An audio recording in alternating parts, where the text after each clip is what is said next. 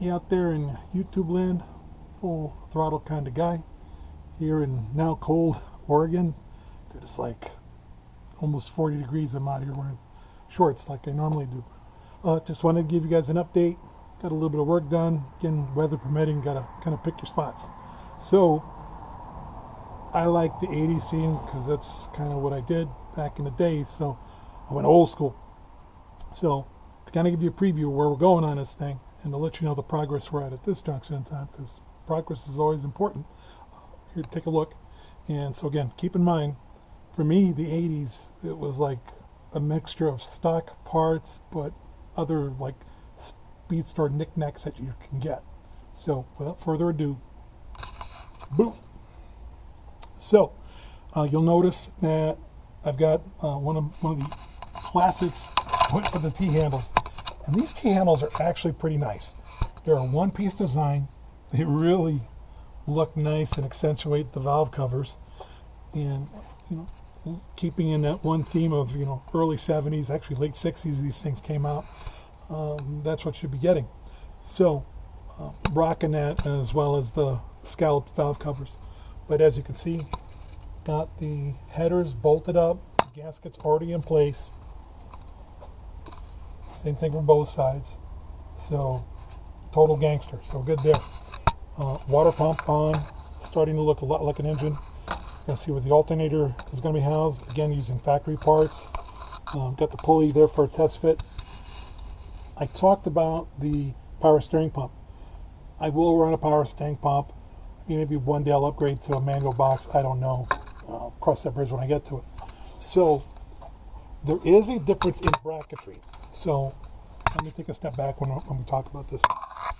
So with bracketry and the way that it gets connected, the block, big block versus small block, there is going to be a difference. So where you can see where the water pump is, there's a kick out. That's where the slide adjustment's going to be for the big block setup and where this bolts. So I happen to have, because I save parts, boom.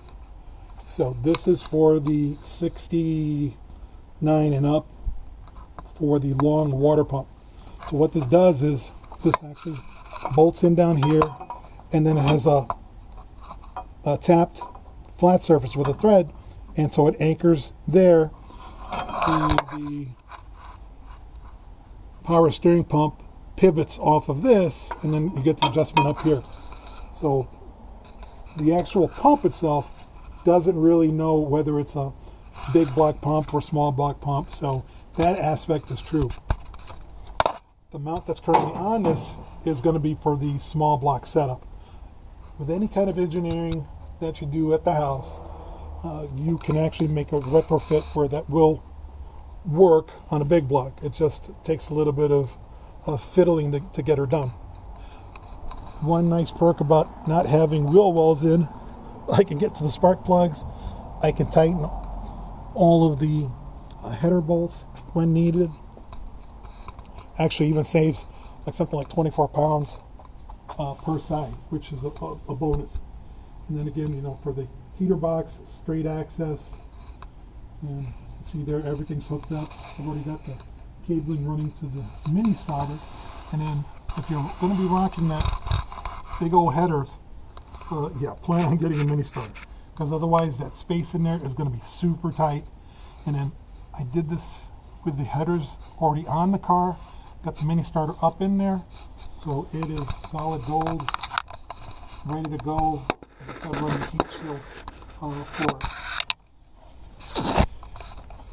On the underside, one thing I wanted to show that's actually pretty interesting, and man, the ground is freaking cold.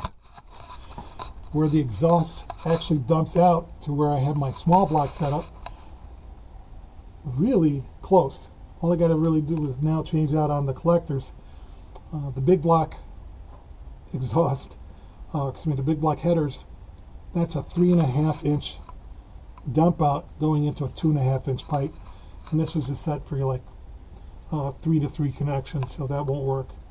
On the driver's side, there's a little bit of adjustment needed, but again, once I put the collector in there, everything should line up just perfectly. There's the little turbo 350, and same transmission, same setup. Got the inspection tray in. There's another shot of the mini starter. So pretty happy with the way that everything's gone so far. No surprises. So it's really been a nice, project altogether. Pardon my oldness while I get up. Gonna head out to the back of the car. On Facebook, I'm part of a Nova group, 73, 74 Novas. They don't get a lot of love because right away the standard for Novas tends to be in this body configuration, the 68 through 72. Well, they call the 73 to 74s, they're seen as being the fat bumpers. So that's what I got. That's what I'm going to war with, and there you have it. So great group, 73, 74. Look us up on Facebook. One of the contributors in the group, her name is Nova Girl Kim. So she asked to see, what the tail section looked like. And keep in mind, it's rained. Again, I'm in Oregon, so it's been raining like a gangster out here. But with just the regular, prep and spray paint, nothing, unusual. Looks really clean. Even the silver paint from where I touched up and made faux rings looks good. There's the wiring. As far as the wiring, I really need to tuck it in. I don't know if you can see it from here, but there's actually a little rail that the wiring would run. So if I'm going to do it right, I'm going to have to pull the assemblies out and reroute the wires to go under,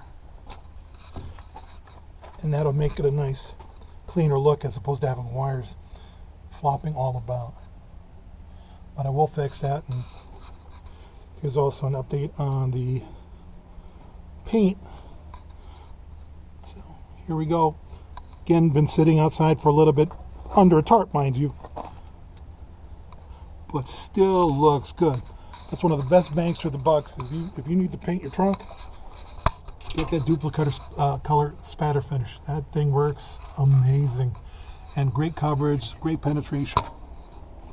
And of course my inner wheel wells that more than likely won't go back in because I'm about cutting weight and getting this thing down. So that's part of my weight cutting right there. Again, just trying to keep everybody posted. There is progress being made. It's not one of these deals that people forget and you never get an update on it. It's kind of like a dead page after a while. There are things happening. Weather's supposed to be nice and warm up a little bit. I think it's supposed to get to the 40s tomorrow and going on up into the 50s by the weekend. So should have something else. And in the trunk, going to mount the battery.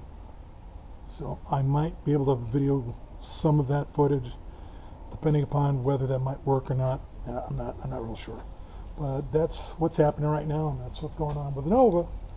So thank you for tuning in, checking out the page, seeing what's shaking. And again, with any luck, maybe we'll get it fired up this weekend. That's being optimistic. But anything changes, I'll let you guys know. But appreciate your time. If you have any questions, comments, concerns, critiques, please, I'm open to that. Just be kind. And also, if you like what I'm doing, please like, please subscribe. Don't forget, ring the bell. And I'll try to keep my updates at least weekly, at least to do 1 or 2 a week. So, Full Throttle Kind of Guy, again, to say thank you and appreciate you. And look me up. I'm also on Instagram under Full Throttle Kind of Guy. Facebook, I don't really have one connected to the whole shenanigans and whatnot. But again, thanks. Please stay safe. Hope for the best, and let's get out there and tear up some stuff on the strip. Thanks again for your time. Appreciate it. Bye.